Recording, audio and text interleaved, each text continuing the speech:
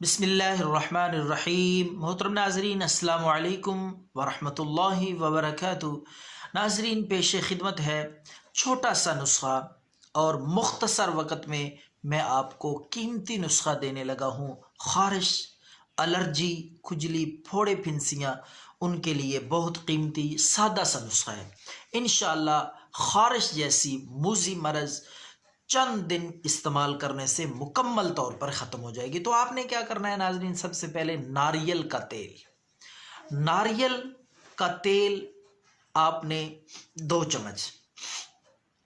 چمچ ناریل کے تیل میں آپ نے 1 عدد لیمبو کا رس وہ بھی ڈال کے اچھی طرح مکس کر لینا ہے۔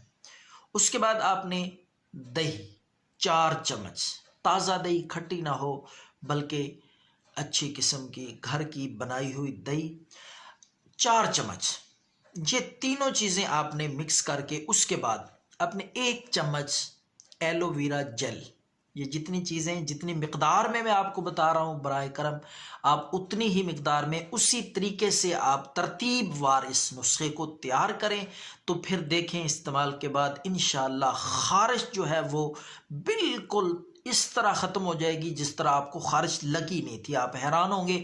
تو ناظرین، ترتیب کے ساتھ سب سے پہلے آپ نے ناریل کا تیل 2 چمچ لے لیں، کسی مٹی کے برتن میں پیالے میں ڈال لیں۔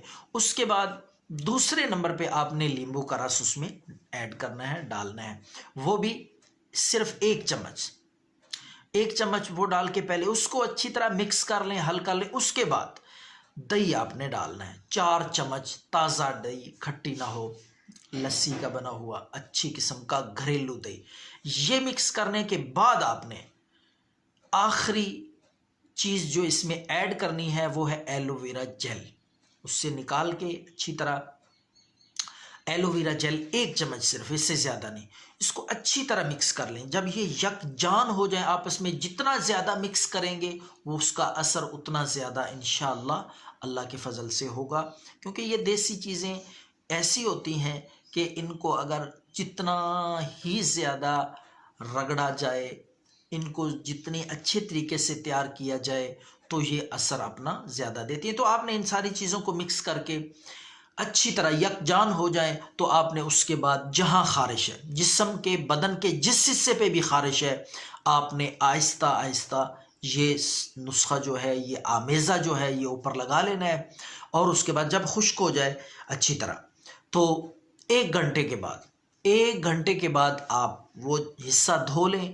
اگر پورے بدن اور جسم پہ لگایا ہے تو نہا لیں اچھی طرح، اور اس کے ساتھ ساتھ پرہیز ضرور کریں گرم چیزوں سے اور نمک مرچ سے، مثالوں سے پرہیز کریں گے تو انشاءاللہ یہ بہت جلد یہ بیماری چھوڑ جائے گی، اور خون کی حرارت اور گرمی ختم ہو جائے گی، خون سے جراثیم ختم ہو جائیں گے خارش الرجی کے۔